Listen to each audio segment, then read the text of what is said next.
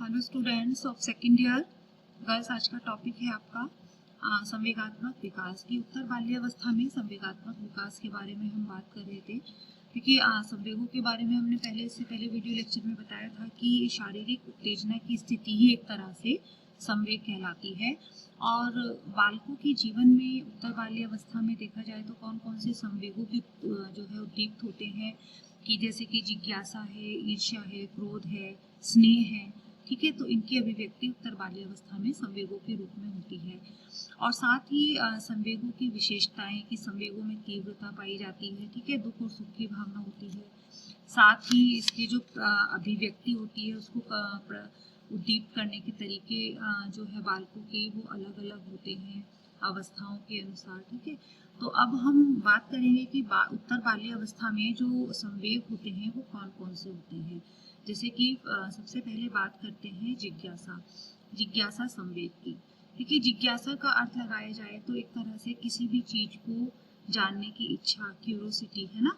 कि जिज्ञासा का तात्पर्य संप्रत्तियों को जानने की इच्छा से होता है, कि अपने आसपास का जो वातावरण है उससे संबंधित जो फैक्ट्स हैं बालक उनको जानने की इच्छा रखते हैं। साथ ही बालक अपने दैनिक जीवन की सामान्य चीज़ों से पहले ही परिचित परिचित हो चुके होते हैं। क्योंकि जो उत्तर बाल्यावस्था में और पूर्व बाल्यावस्था में जो जिज्ञासा संवेग है वो काफ़ी महत्वपूर्ण संवेग होता है। क्योंकि इस अवस्था में बालक जो है वो अपने आसपास की चीज़ों को जानने की जो है क्यूरोसिटी रखता है, जिज्ञासा रखता है। वो जानना चाहता है कि हमारे आसपास जो चीज़ें हैं जैसे कि पर्यावरण या प्रकृति से जुड़ी हुई वो क्यों है, कैसी हैं, ठीक है, इनका क्या कारण है। और साथ ही जो उनके जो भी उनके यूज़ के सामान होते हैं, कि आपने अक्सर देखा होगा बच्चों को कि बहुत सारे टॉयज़ जो बच्चों के होते हैं उनको वो कभी कभी खोलने की कोशिश करते हैं। जैसे आपने अक्सर देखा होगा बच्चों को पेचकस वगैरह लेकर, टूल्स लेकर उनको खोलने की कोशिश करते हैं। उनको जानना चाहते हैं कि किस तरह से और कैसे ये सही हो सकती है। तो ये क्या है, ये भी एक तरह से जिज्ञासा संवेग ही होता है। उसी के कारण जो है बच्चा वो है कि नए नए टास्क को जो है सीखने की कोशिश करता है, नई नई चीज़ों के बारे में जानने की कोशिश करता है। अब अगर बड़े बालकों की बात करें, यानी कि उत्तर बाल्यावस्था में आने तक 11-12 वर्षों तक जो है बालक जान जाते हैं, अपने जो आसपास की चीज़ें हैं उनसे पहले ही परिचित हो चुके होते हैं, वो जानने लगते हैं। तो उनमें जो है जिज्ञासा का जो संवेग है वो कम हो जाता है। और बचपन में देखिए, जिज्ञासा प्रवृत्ति ये भी है कि कभी कभी अक्सर माता पिता जो होते हैं वो बच्चों को कोई भी कार्य करने से रोक देते हैं। ठीक है, कि नहीं, आपको नुकसान पहुंचा सकता है, इससे आपकी हानि हो सकती है। तो ऐसे में क्या होता है कि जब जो जिज्ञासा या जो काम बच्चों को बचपन में करने से रोका जाता है, बड़े होकर बच्चे जो हैं उसी के लिए अधिक जिज्ञासा की भावना रखते हैं। ठीक है, और जब उसका परिवेश विस्तृत होकर आस पड़ोस के परिचय से जुड़ता है तब उसकी जिज्ञासा और भी बढ़ जाती है। यानी कि जैसे जैसे बच्चे का दायरा विकसित होता है, बड़ा होता है, जैसे जैसे उसकी आयु बढ़ती है, ठीक है, उसका सामाजिक दायरा बढ़ता है, वैसे वैसे उसकी जिज्ञासा जो है वो और भी प्रबल हो जाती है और वो नई नई तथा अपरिचित वस्तु को भी जानने के लिए प्रेरित होता है।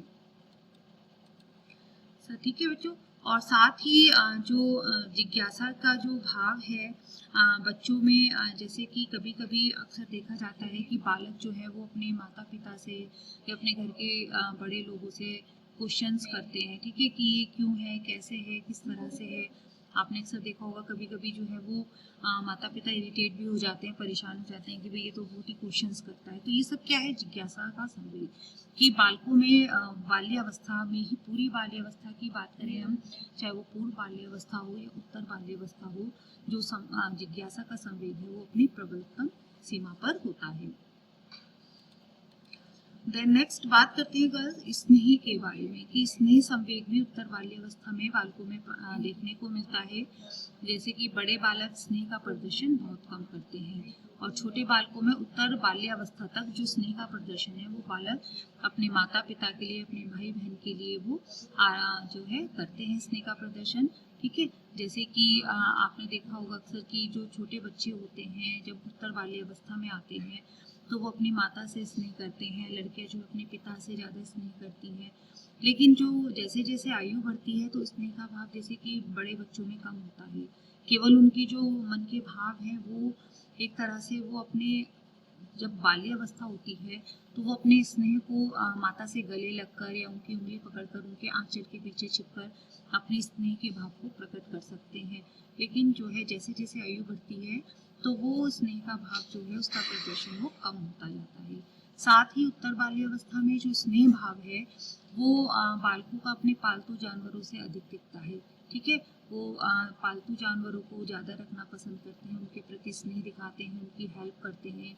साथ ही अपने दोस्तों के प्रति अपने बालकों की जो प्रतिक्रिया है विशेष रूप से दिखाई देती है। स्नेह का भाव ज़्यादा दिखाई देता है।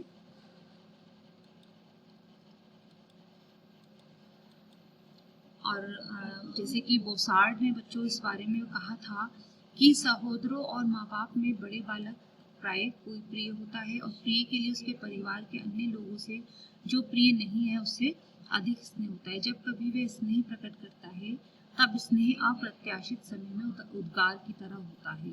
ठीक है, नेक्स्ट बात करते हैं गर्ल्स भय कि भय संवेग भी एक सामान्य संवेग होता है उत्तर बाल्यावस्था का। छोटे बालकों की अपेक्षा बड़े बालकों में भय संवेग सामान्यतः कम होता है। ठीक है, क्योंकि वो वही चीज है जैसे जिज्ञासा भाव संवेग में हमने पढ़ा था कि वो परिस्थितियों से परिचित हुए रहते हैं तो उनमें भय का भाव कम देखा जाता है संवेग, और छोटे बालकों में अधिक देखा जाता है। बेल और हॉल ने पुष्ट किया था कि कई वस्तुओं, परिस्थितियों, जानवरों और लोगों ने बड़े बालक शांत होकर देखते हैं। ठीक है, लेकिन जबकि छोटे बालक उनसे बहुत डरते हैं। इस आयु में आग, अंधेरा, बीमारी, डॉक्टर, शल्य चिकित्सा, कार से टकराने तथा कुत्ते के काटने का डर सबसे आम होता है। अक्सर देखा जाता है कि छोटे बालक जो है वो डॉक्टर जब इंजेक्शन लगाते हैं तब उस चीज़ से डरते हैं कि मम्मियाँ कहती भी हैं कि नहीं देखो अगर तुम ये काम नहीं करोगे तो सुई लगा देगा डॉक्टर, है ना, अच्छी तरह से खाओ नहीं तो डॉक्टर सुई लगा देगा। तो ये सब चीज़ें क्या होती है, भय संवेग जो है उत्तर बाल्यावस्था में देखने को मिलता है। लड़कियां लड़कों की अपेक्षा अधिक डरती हैं और ठोस चीजों से पैदा होने वाले डर तो उम्र के साथ घटते जाते हैं, लेकिन काल्पनिक, अलौकिक या दूरस्थ खतरों का, अंधेरा और अंधेर में रहने वाले काल्पनिक चीजों से पैदा होने वाला डर तो इस उम्र के साथ घटते जाते हैं। बड़े बालक बदल जाने, उपहास का पात्र बनने या चिढ़ाए जाने, अपने काम में असफल होने से भी डरते हैं, क्योंकि बड़ा बालक जानता है कि वह प्राय अपने दोस्तों के साथ ही बना रहना चाहता है। जब दोस्त उसका कि उसका भय प्रकट करना उसके दोस्त पसंद नहीं करते हैं, इसलिए भय पैदा करने वाली जो परिस्थितियां उत्तर बाल्यावस्था में देखने को मिलती हैं वो उससे बचने की कोशिश करता है। ठीक है, क्योंकि ऐसे में क्या होता है कि जब उसे लगता है कि अगर वो किसी चीज से डरेगा तो वो हंसी का पात्र भी बन सकता है, मजाक का, उसकी हंसी भी उड़ाई जा सकती है, उसका अपमान भी हो सकता है। ठीक है, शर्म जो सामाजिक परिस्थितियों में होने वाला भय एक रूप है। प्राय इस तरह के अधीरता सूचक व्यवहार वैचित्र्य व्यवहार जो है वो सॉरी गर्ल्स ये मिसप्रिंट हो गया है, जो है व्यवहार जो है बालकों में प्रकट होते हैं। जैसे सिर को एक तरफ किए रहना, नाक, कान या कपड़े को खींचना, कभी एक पाँव पर कभी दूसरे पाँव पर टिके रहना। इन लक्षणों को जर्सल ने अध्ययनों से स्पष्ट किया कि अक्सर देखा जाता है कि बच्चे जो है वो शर्म की वजह से एक तरफ अपना सिर झुकाए रखते हैं, अपने कपड़ों को खींचते रहते हैं, या कभी एक पाँव पर कभी दूसरे पाँव पर टिके रहते हैं। तो ये भय संवेग के कारण ही शर्म जो है वो श्रम संवेग जो है वो उत्पन्न होता है।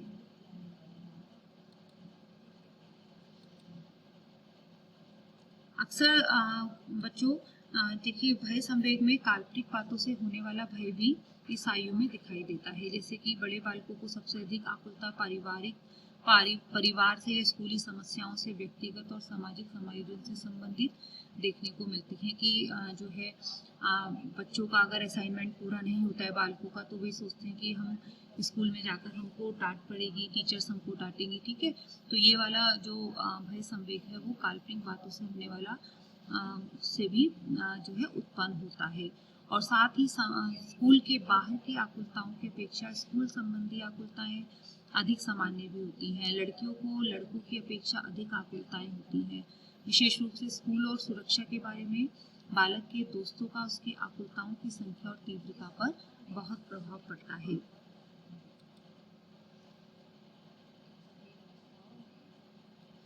ठीक है गर्ल्स, जैसे कि एक उदाहरण दिया है कि जब टोली में स्कूल के काम के बारे में बातचीत होती है तो एक बालक रहता है कि उसे अध्यापक द्वारा चेतावनी दी गई है कि अच्छे ढंग से पढ़ने के लिए कहा गया है, लेकिन वो अन्यथा वह फेल हो सकता है। इस डर से वह वन में पास होने या फिर आगे पढ़ाई जाने की आशंका लिए परीक्षा की तैयारी संबंधी सोच भी विकसित करता है।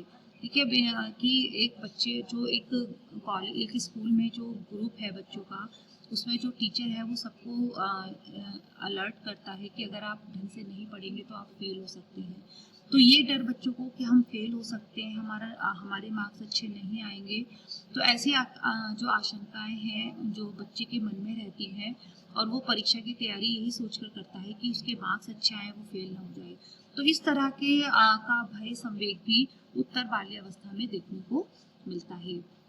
प्रटट ने 1945 में स्पष्ट करते हुए इसके बारे में कहा था कि सामाजिक दबाव टोली के प्रत्येक बालक की आकुलताओं को बढ़ा देता है। सामाजिक दबाव एक तरह से यहाँ क्या हुआ बच्चों कि जो शिक्षक है वो अपने विद्यार्थियों को कह रहा है, चेतावनी दे रहा है, ठीक है, कि आप सही से पढ़िए नहीं तो आप फेल हो सकते हैं। तो ये एक तरह का सामाजिक दबाव हुआ। तो ये संवेग जो होता है, भय संवेग उत्तर बाल्यावस्था में मुख्य रूप से देखने को मिलता है।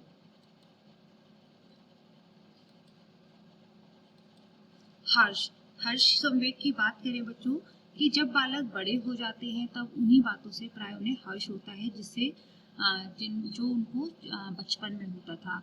असंगत परिस्थितियों और परिपाटी के उल्लंघन से, असंबद्ध दाताओं को देखकर, हल्की विपत्तियों से, अप्रत्याशित आवाजों को सुनकर और किसी भी ऐसी बात से जो परिस्थितियों में अनुपयुक्त लगती है, उनका मुस्कुरा पड़ना या हंस पड़ना अवश्य भावी होता है। जब वे अपने को शरीर से स्वस्थ महसूस करते हैं तब उनकी हंसी तीव्र हो जाती है। ठीक है, हर्ष का मतलब बच्चों खुशी से हुआ कि कोई भी ऐसी परिस्थितियां, ऐसा वातावरण जो उनको खुशी प्रदान करता है।